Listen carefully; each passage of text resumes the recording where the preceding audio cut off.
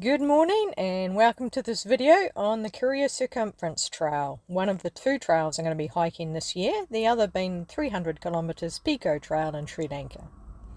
After finishing my Australia through hikes in 2022, I had a year off hiking as I had to look after my mum, and I then went on an overland tour from Mexico down to Chile, and then I finally finished my house renovation. During this time I was trying to decide on my next trail, so I went to my inspiration of Trail Dino, which shows the long trails around the world. As I was browsing, South Korea caught my attention.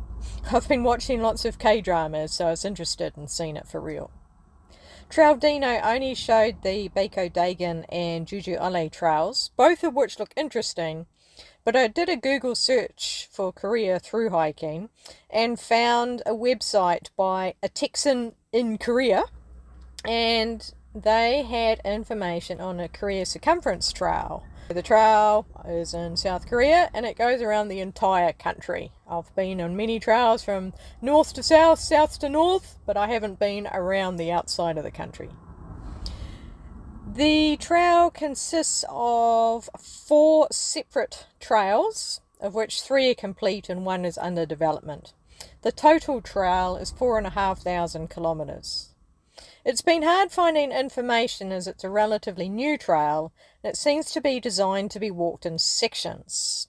Each section is around a day hike. They vary from 6k through to 20 odd k. The official website has good information for the 3 open trails, with GPX and trail notes for each section, and there's even an app with all the information and to use to navigate. So going through the 4 trails, the Haeparang Trail is on the east coast and was opened in May 2016. Haeparang means Coast Wave Trail. It consists of 50 sections and is 750 kilometres long. The Namparang Trail was the next opened in October 2020, and it's on the south coast. Namparang means South Wave Trail. It consists of 90 courses and is 1,470 kilometres long. The Soharang Trail was opened in June 2022 and is on the west coast. Soharang means West Coast Path. It consists of 109 courses and is 1,800 kilometres long. The northern section has not yet been completed. It is meant to be called the Pyeonggwa Nuri-gil, or the Peace Trail, but information is sparse and the app with details on the trails only accessible once in Korea, so I'll find out a little bit more once I'm there. Where there's no hiking trail, I will be following the cycling route, and it will be approximately 550 kilometres.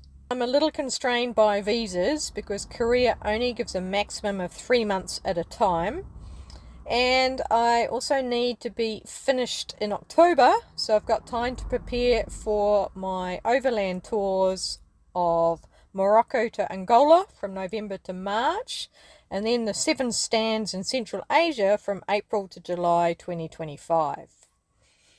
As I need to start in March, I will be starting at the trail end of winter. In Korea, the south is warmer than the north, so sticking to the coast will hopefully mean there will be no snow and it'll be a little warmer. Also, the southernmost and westernmost point of South Korea is a nice start and end point.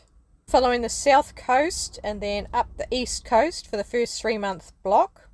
I then have to leave South Korea for visa purposes, and after a month, which is when I'll do the Pico Trail in Sri Lanka, I'll return and I'll do the northern and western parts, heading back down to my start point.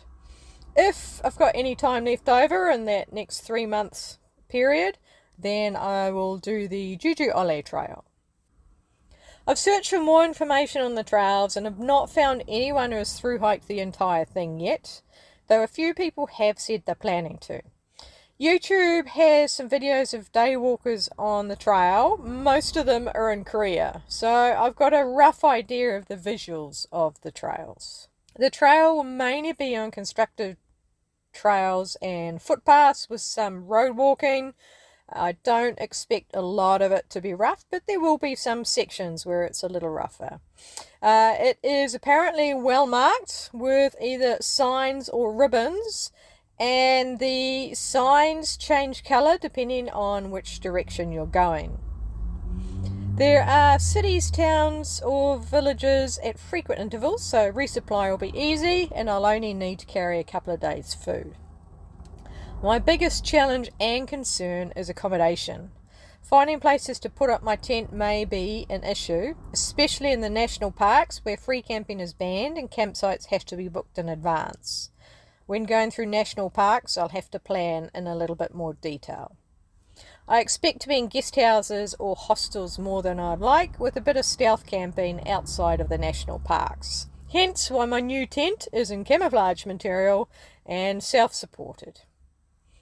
I've done zero planning on the resupply locations or accommodation and just plan to go with the flow for the trail.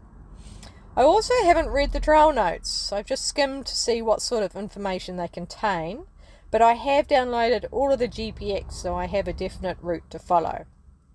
As I like to set myself little challenges each trail, I am having this challenge about being flexible and taking things as they come. I'll read the trail notes a day before each section.